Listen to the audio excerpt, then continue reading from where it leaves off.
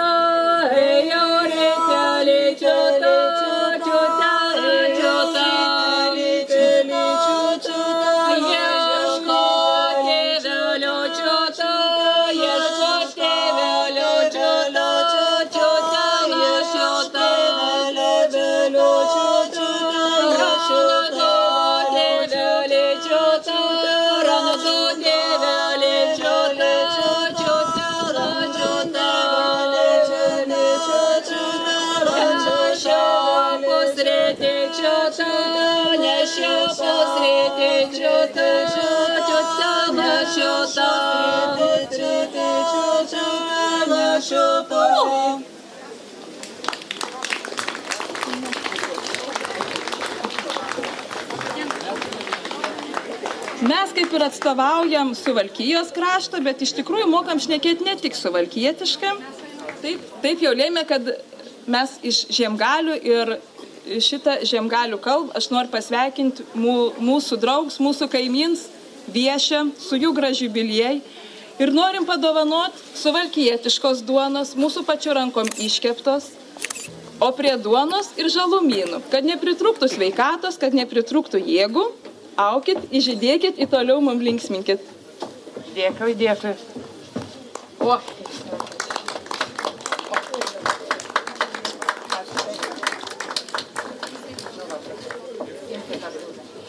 Dėkui. Aš už Jolantą pasakiau. Aš dabar apvaikščiojau, apsižiūrėjau, kad ir yra alaus, juk be alaus neapsein jokias vaišės. Ir dar kažkur ten skaičiau, kad tyrinėtojai ir ištyrė, kad reiškia dar į degtinės gamybą visą Lietuvoje ir išrasta. Ar jūs galite įsivaizduoti, kuo mes esam garsus? Nu va, ta prie duonos pagalvojau, kad į alus tiks. Dėl to tepi pasakiau. Erute, aš alučių tikrai pavaišinsiu, bet dabar toks karštas. Aš neprašau dabar. Toks karštas vaikeli, paskui bus blogai, nepadainuosit. O dabar aš noriu jums pristatyti Pažėrų kultūros centrą folklorinį ansamblį, o anam vadovauja Loreta Vaičienė. Nieka aš daug apčeliną nepasakosiu, aš daug kalbėti nemoku. Labai Rūtė smagiai pristatė, tik labai gaila, kad Pažėrose nėra ir nebus niekada kultūros centro, bet už tai yra 2 bažnyčios. Ir mielai Jolantai mes atvežėm lauktuvių, aš čia poezijos neskaitysiu, tik yra sveikinimas nuo mūsų folkloro ansamblio ir knygelė apie mūsų parapiją, kadangi prieš 2 metus šventėm 100-metį, kad susipažintų ir atvažiuotų pas mus, kai mes švęsim 15 metų, o tai bus Liepos 27 dieną. Per Oninės. Taip. Taip, nu va. Mielai. Ačiū.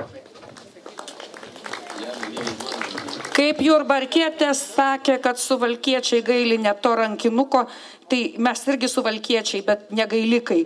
Dovanas atiduosim iš karto, kad būtų laisvos rankos ir galėtume laisvais balseliais dainuoti.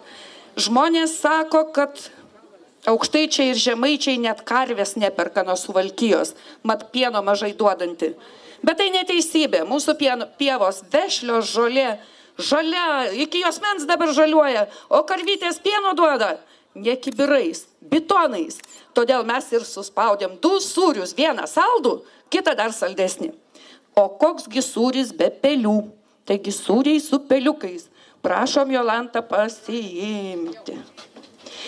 Taip pat mūsų vešlus ir grūdai, bet gaspadinės labai nevienodai su tais grūdais elgėsi. Vienos kepa duoną rūginę, kitos pyragą kvietinį, o trečios skaniausius karvojus šakočius. Taigi mūsų pyragai taip pat Jolantai. Tai jeigu jau jūs tiek, tai ką man jau reikės paršiuką pjauti tada pas jūs per Oninę? O kad labai svečiai neištrokštų, tai mes turim tokį nacionalinį kulinarinio paveldo patiekalą, kuris vadinasi labai gražiai. Kaip? Gintukas pasakė. Rūginės sultys, tėvelių paveldas. Jėzau! O dar sako suvalkiečiai tokie skūpus, kad kiaulių neskerdžia, nepjauna. Jie jas iš gailesčio užkutena. Todėl mūsų mėsytė, kumpeliai, lašinukai yra tokie gardus, o agurkėliai per žiemą šulinyje išlaikyti dar gardesni. Ir pabaigai, kad visai burnos svečių neištrokštų, tai mes tokią sudėjom puokštę iš bijūnų, lelijų, visokių kitokių vaistinių žolelių, mėtų, melisų. Taigi pabaigoje virsim arbatą. Tikrai, nes katilas stovi jau laukia. Ačiū labai. Tykus, tykus vakarėlis, Tykus, tykus vakarėlis, taip ramu ant lauko, taip ramu ant lauko, taip ramu ant lauko, taip ramu ant lauko. Šviesiai melsi debesėliai, šviesiai melsi debesėliai, padangėmis plauko, padangėmis plauko, padangėmis plauko, padangėmis plauko. Kilo paukštų žėliai, jau nutilo paukštų žėliai, upės nebanguoja, upės nebanguoja, upės nebanguoja, upės nebanguoja. Mūsų broliai vargdienėliai, mūsų broliai vargdienėliai, dalgių nevalioja, dalgių nevalioja, dalgių nevalioja, dalgių nevalioja. O seselės geltonkasės, o seselės geltonkasės, gėlių prisiskynė, gėlių prisiskynė, gėlių prisiskynė, gėlių prisiskynė.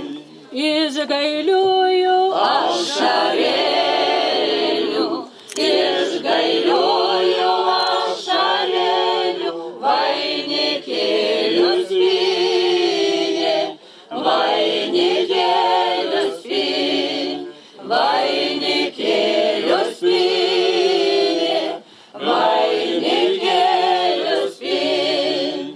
Sėdi broliai už stalelio, sėdi broliai už stalelio, kaip vijūnai žydi, kaip vijūnai žydi, kaip vijūnai žydi, kaip vijūnai žydi.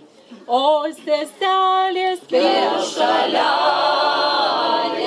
o seselės prie šalelės, kaip darže rugelės, kaip darže rugelės, kaip darže rugelės, kaip darže rugelės.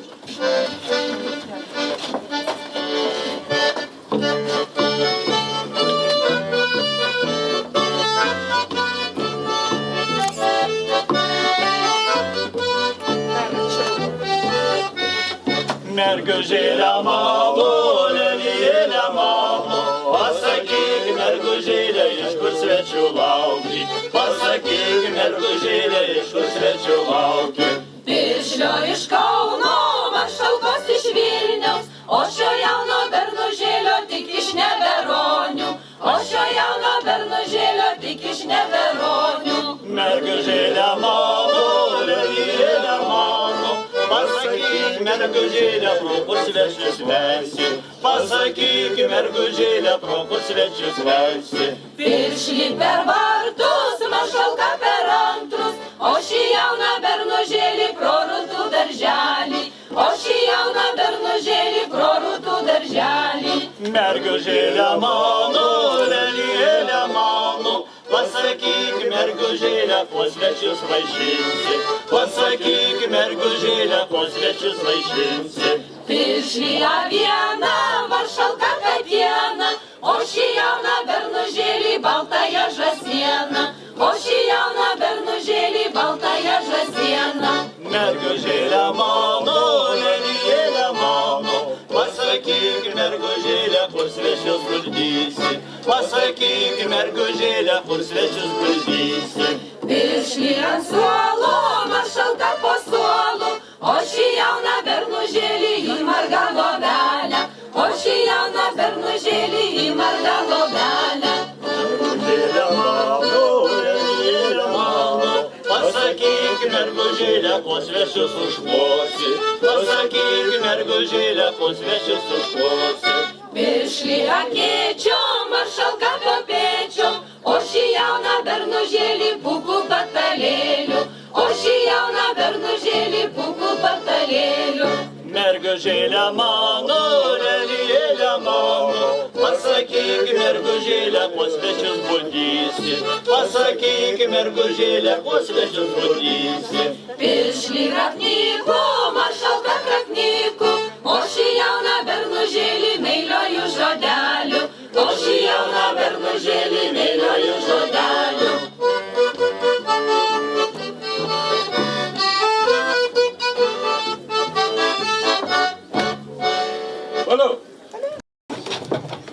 Tiek šiandien daug kalbų, šnektų apie stalą, apie jo patiekalus ir pažiūrėkit, ar neteisybę sakėm, tie aitvarai jau neša, beveik pilnas stalas. Reikia prisiminti ir tokią liaudies patarlę, kad sako, jeigu nori būti sveikas, daug nevalgyk, jeigu nori, kad tave gerbti, daug nekalbėk. Čia jau man. O Janina Danauskienė, žemaitė nuo Nevėžių, tiksliau iš Babtų, kalba labai trumpai, bet labai aiškiai. Taigi, Janina Danauskienė. Dabar aš gyvenu Babtus, bet aš esu kilusi iš Viduklės, ten, kur garsus Molavienų piliakalnis ir teka upė Šešuvis. Yra kaims Kanopinai, kur gimė garsus Lietuvos veikėjas, kultūrininkas Simon Stanevičė. Tada aš turiu jo knygikę, kuris sveria 5 kilogramus. Ir ten labai garsias pasakėčias. Man labai viena patink aitvarai. Šiandien čia tie aitvarai neš visokias gerybės. Tai aš apie tus aitvarus ir pašnekėsiu. Ant Sraunios upės, palei Anžulyną seną, Vinkiemį žemaitis gyvena. Na, buvo aplink nei vyną kaimyną, kad būtų tokia didelį į graži šeimyną. Pilni tvartai galvijų, javai netelp klietį, nerast laimingesnė visam pasvietį.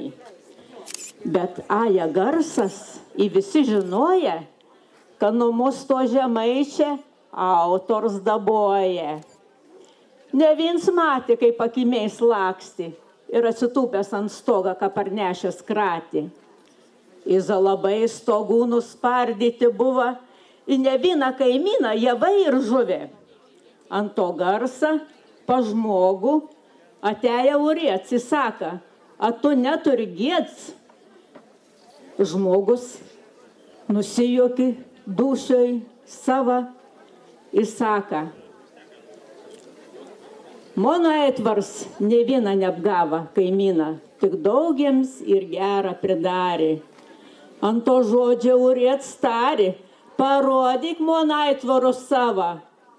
Žmogus kaimyną už rankas pagavo, įvedė, priklėtint savo, kur buvo žagrės, dalgiai ir kirvės sudėti. Žiūrėk, saka, aitvarai, kurie gerą gyvenime daro. Ačiū.